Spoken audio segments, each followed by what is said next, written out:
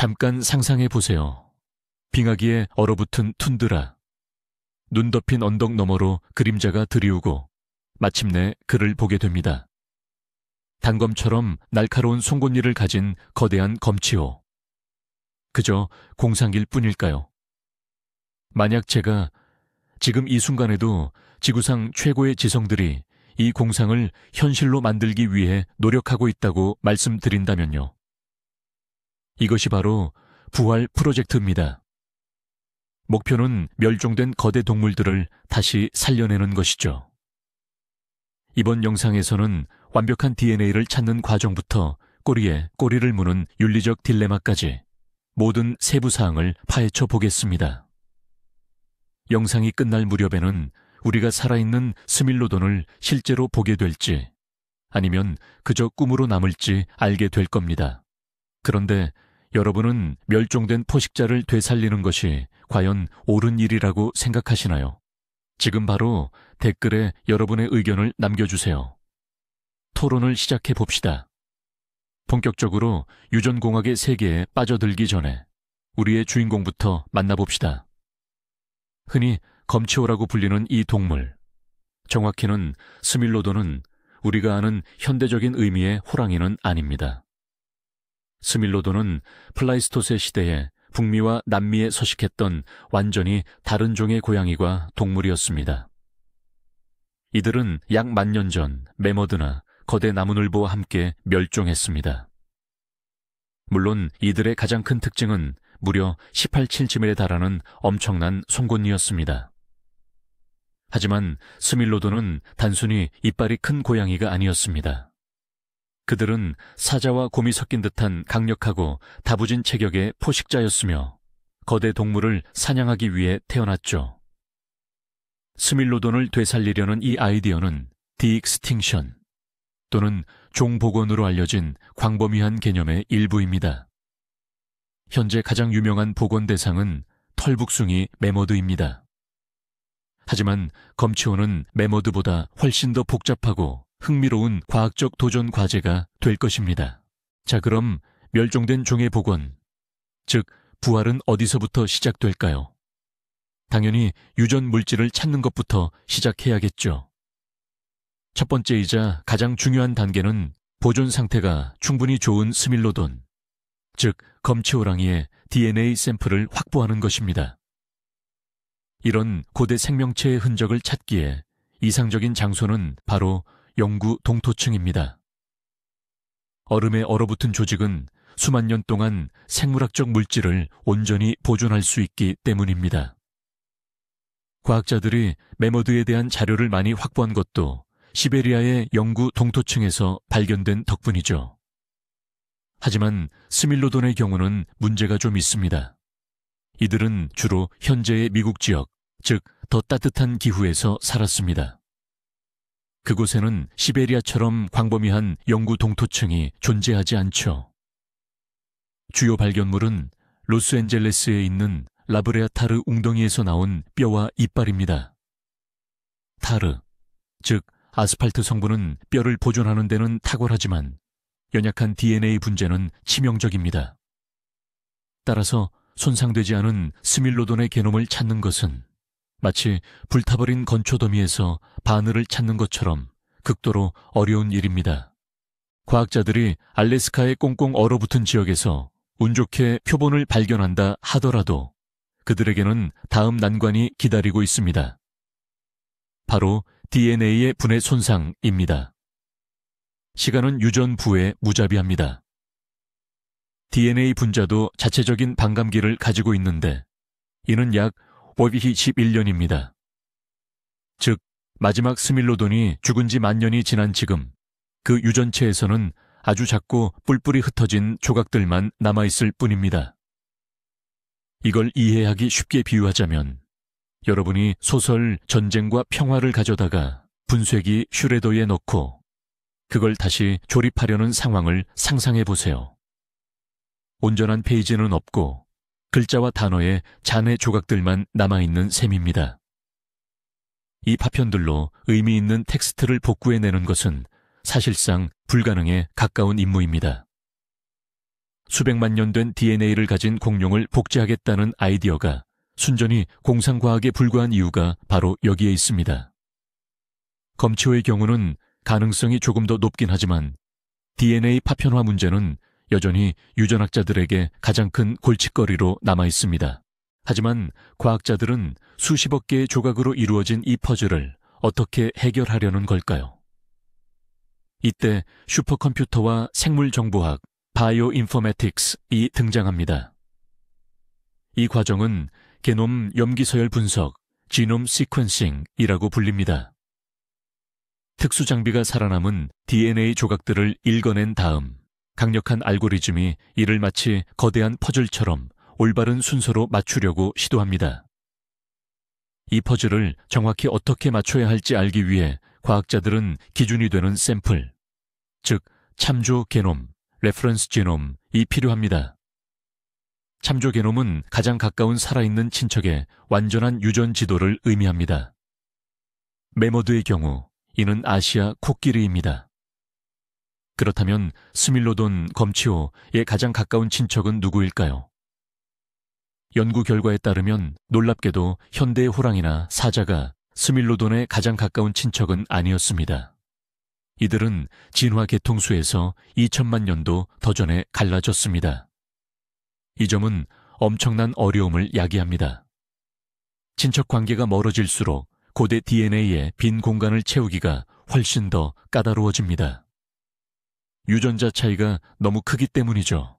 오랜 연구 끝에 과학자들은 아프리카 사자가 주형 역할을 할 수 있는 가장 적합한 후보라는 결론을 내렸다고 가정해 봅시다. 이들의 게놈은 90% 이상 일치하지만 남은 몇 퍼센트가 바로 스밀로돈을 스밀로돈답게 만드는 모든 요소입니다. 즉, 거대한 몸집, 강력한 힘, 압도적인 송곳니, 그리고 어쩌면 줄무늬나 점박이 무늬의 털가죽까지도 말입니다. 이제부터 가장 흥미진진한 단계인 유전자 편집이 시작됩니다. 이를 위해 혁명적인 기술인 크리스퍼 캐스9, CRISPR-Cas9이 사용됩니다.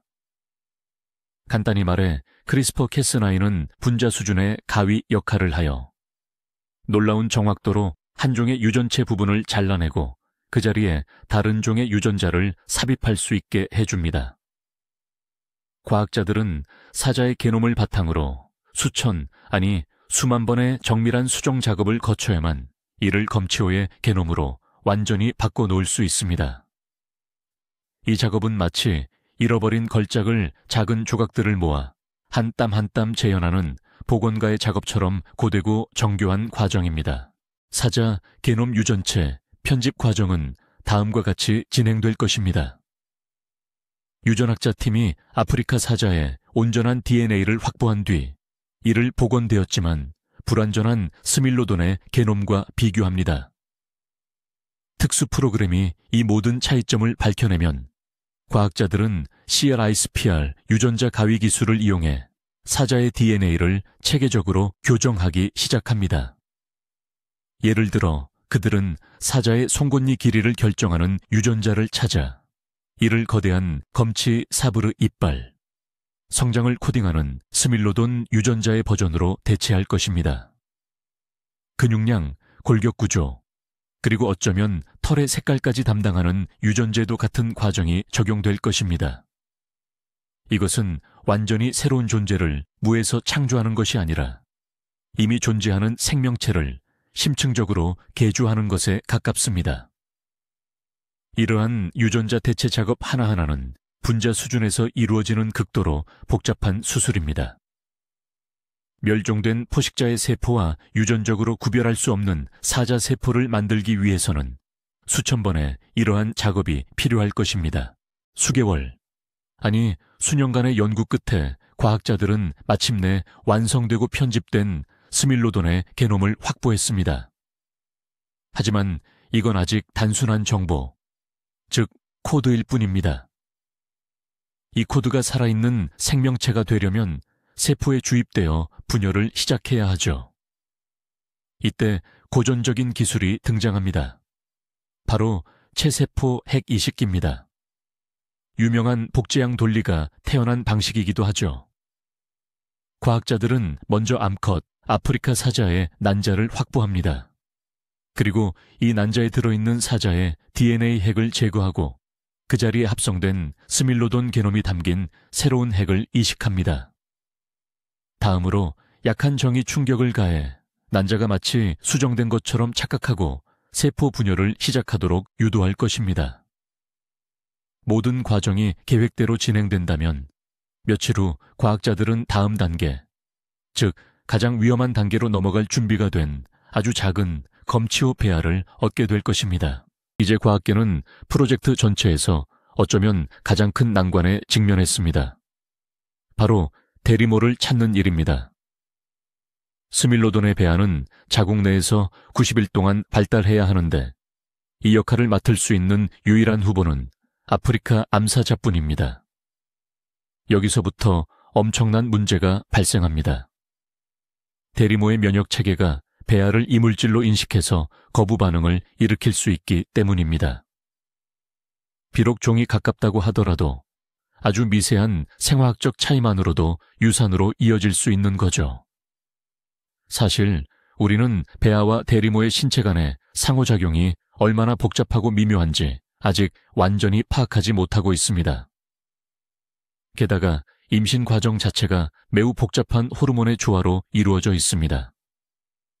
스밀로돈 태아가 분비하는 호르몬이 암사자의 몸이 기대하는 호르몬과 일치하지 않을 수 있고 이는 곧 발달 장애로 이어집니다.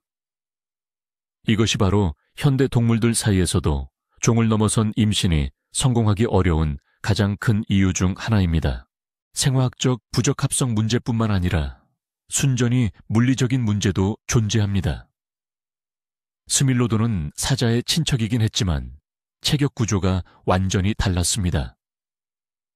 키는 더 작았지만 훨씬 더 거대하고 다부진 체형을 가졌죠. 뼈는 더 두꺼웠고 특히 어깨 부위의 근육은 놀라울 정도로 발달해 있었습니다. 성체 스밀로돈의 무게는 최대 300kg에 달했던 반면 덩치가 큰 암사자도 겨우 180kg 정도 나갑니다. 이는 스밀로돈 새끼가 태어날 때조차도 사자 새끼보다 훨씬 크고 무거웠을 가능성이 높다는 것을 의미합니다. 당연히 이는 임신 기간 동안 대리모 역할을 하는 암사자에게 엄청난 추가 부담을 줍니다. 출산 과정은 극도로 어려울 수 있으며 제왕절개 없이는 불가능할 수도 있습니다. 태아의 크기나 성장 속도에 조금이라도 이상이 생긴다면 새끼와 어미 모두에게 치명적일 수 있습니다. 과학은 이 문제를 해결해야 합니다. 아마도 호르몬 요법을 사용하거나 가장 크고 강한 암사자만을 신중하게 선별하는 방식이 동원될 것입니다.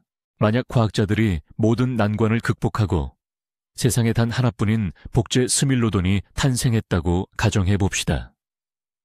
하지만 그의 진짜 문제는 이제부터 시작입니다. 살아있는 생명체는 단순히 유전자만으로 이루어지지 않습니다.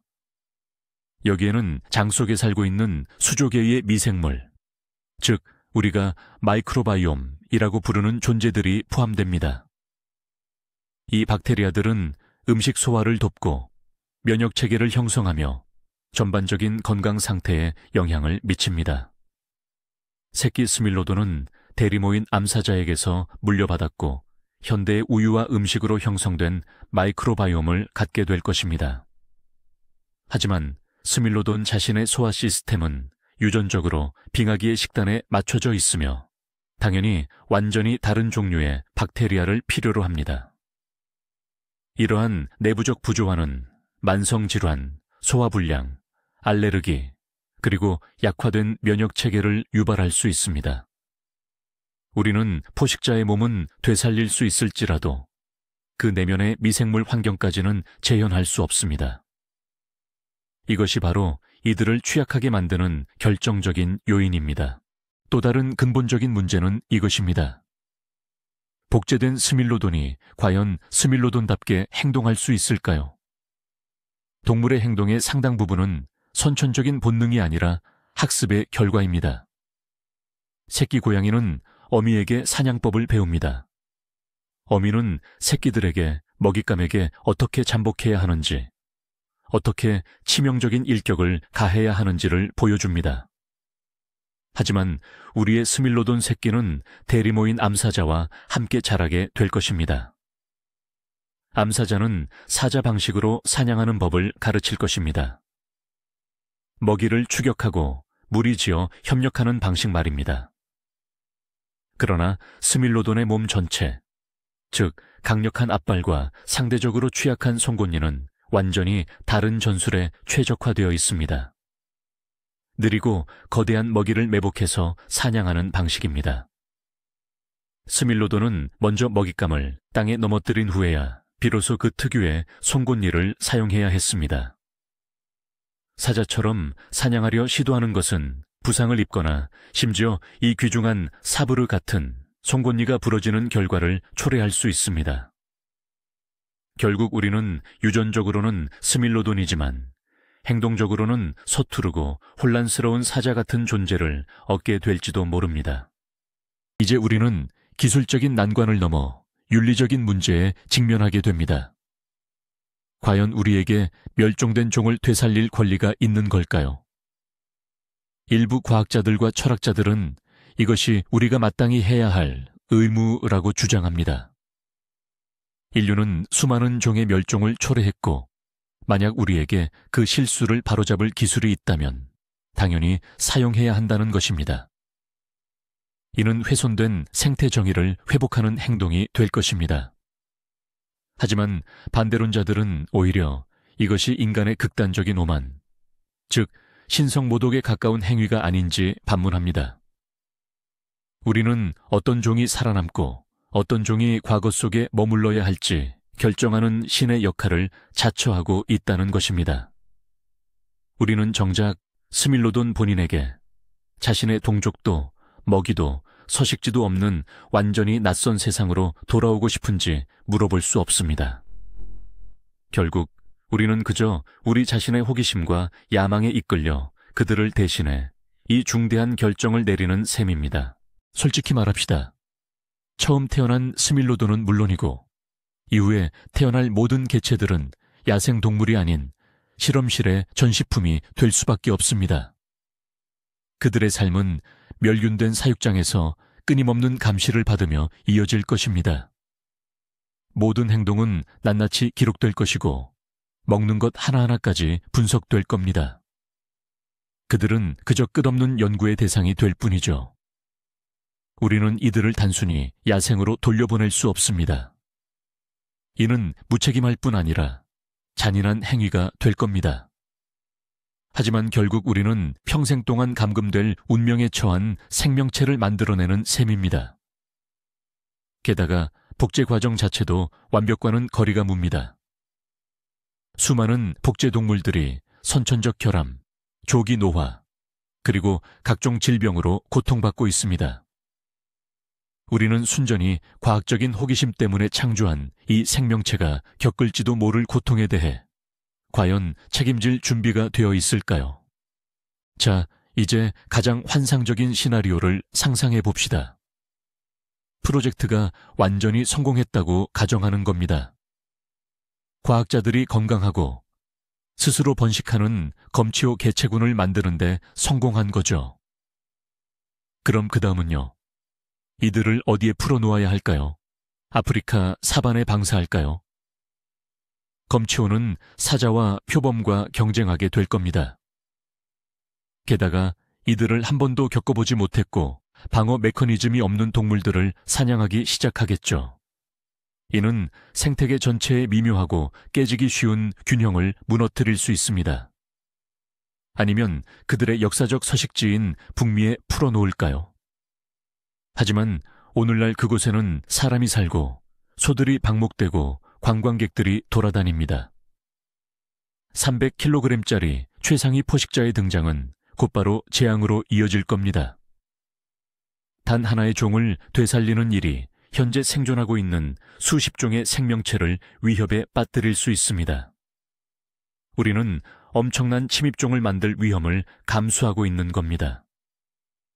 이 침입종에 비하면 호주 토끼 사태는 정말 사소한 문제처럼 보일 겁니다. 이러한 맥락에서 콜로설 바이오사이언시스, 콜로설 바이오사이언세스 같은 회사가 추진하는 털메모드 복원 프로젝트에 주목할 필요가 있습니다. 이들이 성공에 대해 확신하는 이유는 무엇이며 왜 이 프로젝트가 더 현실적이고 윤리적으로 정당하다고 평가받는 걸까요? 첫째, 시베리아 영구 동토층에서 발견된 고품질의 유전 물질을 훨씬 더 많이 확보하고 있다는 점입니다. 둘째, 스밀로돈에게 사자가 대리모인 것과 달리 매머드의 대리모인 아시아 코끼리는 매머드와 훨씬 더 가까운 친척입니다. 하지만 가장 중요한 점은 이 매머드 복원 프로젝트에 명확한 생태학적 목적이 있다는 것입니다. 과학자들은 이 거대 동물들을 툰드라로 되돌리는 것이 고대 스텝 생태계를 복원하고 영구 동토층의 해빙 속도를 늦추며 나아가 기후변화에 대처하는 데도 도움을 줄 것이라고 주장합니다. 이는 단순한 호기심을 넘어 그들의 연구에 전 지구적인 의미를 부여합니다. 바로 이런 이유로 매머드 복원 프로젝트는 전체 멸종 복원 과학 분야의 일종의 선구자 아이스브레이커 역할을 한다고 볼 수 있습니다. 만약 콜로설 팀이 코끼리 대리모를 통해 생존 가능한 매머드 새끼를 성공적으로 탄생시킨다면 이는 인류 역사상 엄청난 기술적 쾌거가 될 것입니다. 이들은 오랫동안 멸종했던 동물을 위한 종간 대리모 기술을 실제로 완성하게 되며 면역 거부 반응, 호르몬 동기화 등 수많은 난제를 해결하는 셈이죠. 이렇게 얻은 모든 지식과 기술은 이후 우리가 목표로 하는 검치호, 사브르 타이거를 포함한 더 복잡한 프로젝트에 곧바로 적용될 수 있습니다. 매머드 복원의 성공은 귀중한 경험을 제공하는 것을 넘어 무엇보다 이 분야에 막대한 투자를 유치하는 결정적인 계기가 될 것입니다. 따라서 다소 역설적으로 들릴지 모르겠지만 사브르 타이거를 부활시키기 위한 길은 시베리아 툰드라와 코끼리 무리를 거쳐야만 열리는 셈입니다. 공상과학에서나 나올 법한 이야기지만 아주 진지하게 논의되고 있는 훨씬 더 기발한 아이디어들도 존재합니다. 예를 들어 관련 윤리 문제들을 수반하는 살아있고 지각 있는 생물을 굳이 복제하려고 하지 않는다면요. 대신 그 생물의 생물학적 아바타를 만들면 되지 않을까요? 합성 생물학 기술을 활용해 스밀로돈의 근육 조직, 뼈, 기타 장기들을 시험관 내에서 배양하고 이것들을 조합해서 바이오 로봇을 만드는 겁니다. 이 생명체는 포식자의 행동에 대한 고생물학적 데이터를 총망라에 학습한 고도화된 인공지능이 제어하게 될 것입니다. 우리는 스밀로돈의 완벽한 복사본을 얻고 그 생체역학과 사냥 습성을 연구할 수 있습니다. 하지만 갇혀서 고통받을 의식 자체를 만들어내지 않아도 됩니다. 물론 이는 아주 먼 미래의 이야기지만 이러한 접근법은 전통적인 복제가 안고 있는 수많은 윤리적 딜레마와 함정을 효과적으로 피해갈 수 있게 해줄 것입니다. 마지막으로 절대 무시할 수 없는 핵심 쟁점은 바로 돈 문제입니다. 스밀로돈 복원 프로젝트에는 천문학적인 비용, 즉 수억 달러에서 수십억 달러에 달하는 막대한 자금이 필요합니다. 이 돈으로 우리는 현존하는 거의 모든 멸종위기 대형 고양이과 동물, 예를 들어 아무르 호랑이, 눈표범, 극동표범 등을 멸종위기에서 구할 수 있습니다. 매년 수십 종의 동물들이 사라지고 있으며 이들을 보존하기 위한 자원은 극히 제한적인 상황입니다. 여기서 합리적인 의문이 제기됩니다. 과연 멸종복원이라는 이 집착이 지금 당장의 가장 시급한 문제인 지구 생물 다양성 보존으로부터 관심과 자원을 멀어지게 만드는 위험한 도박은 아닐까요? 수십억 달러를 투자해 단 하나의 멸종된 종을 되살리는 대신 그 돈으로 수백 종의 살아있는 생명체를 구할 수 있다면 우리는 무엇을 선택해야 할까요? 이는 매우 복잡한 선택의 문제이며 이에 대한 명확한 정답은 그 누구도 내릴 수 없습니다. 그렇다면 우리가 플라이스토세 공원 입장권을 끊을 수 있는 시점은 과연 언제일까요? 현실을 직시해야 합니다. 모든 떠들썩한 발표에도 불구하고 우리는 아직 이 여정에 아주 초입에 있습니다. 가장 낙관적인 예측조차도 첫 번째 아기 매머드가 탄생하기까지는 최소 5년에서 10년이 더 걸릴 것이라고 보고 있습니다. 스밀로돈, 즉 검치호 복원 프로젝트는 DNA 문제와 가까운 친척 동물이 없다는 점에서 난이도가 훨씬 더 높습니다. 저명한 유전학자들은 설령 그것이 실현된다 하더라도 수십 년 후, 어쩌면 100년 후에나 가능할 것이라는데 의견을 모으고 있습니다. 과학은 아직 수십 가지의 근본적인 문제들을 해결해야 합니다. 그러므로 가까운 시일 내에 동물원에서 검치호를 보게 될 것이라고 기대해서는 안 됩니다. 현재로서는 이는 명확한 기한이 있는 현실적인 공학 프로젝트라기보다는 과학적인 꿈이자 기술 발전을 위한 강력한 동기부여로 남아 있습니다. 멸종된 종을 복원하려는 프로젝트의 궁극적인 가치는 어쩌면 검치호나 매머드 같은 동물을 실제로 다시 데려오는 것에 있는 것이 아닐지도 모릅니다. 그 진정한 가치는 그 과정에서 개발되는 기술들에 있습니다. 유전자 편집 도구, 고대 DNA 연구 기술, 인공 수정 기술 등 이 모든 것들은 바로 지금 멸종 위기에 처한 종들을 구하는 데 적용될 수 있고 또 적용되어야 합니다. 예를 들어 유전학자들은 이미 검은발 족제비의 유전적 다양성을 높이거나 이제 단 2마리의 암컷만 남은 북부 흰콧불소를 구하는 작업에 이 기술들을 적용하고 있습니다. 죽은 종을 되살리기 위해 만들어진 기술들이 살아있는 종들에게는 마지막 희망이 될 수 있습니다. 그리고 아마도 이것이야말로 야심찬 복원 프로젝트가 남기는 가장 중요한 유산일 것입니다. 이제 정리를 해봅시다. 검치호, 즉 스밀로돈을 되살리는 길은 수많은 막다른 골목이 있는 복잡한 미로와 같습니다. 가장 큰 난관은 양질의 DNA를 찾는 것, 적합한 대리모를 확보하는 문제, 그리고 엄청난 규모의 윤리적 책임감입니다.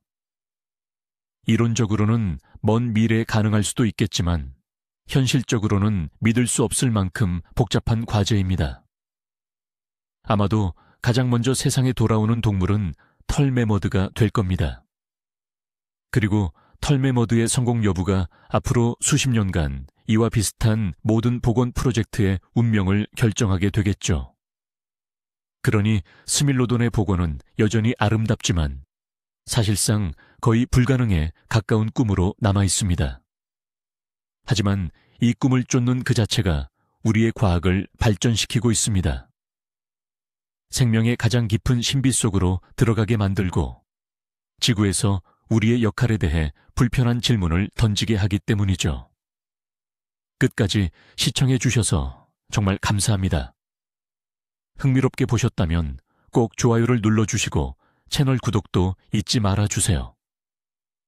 자, 이제 시청자 여러분께 드릴 질문입니다.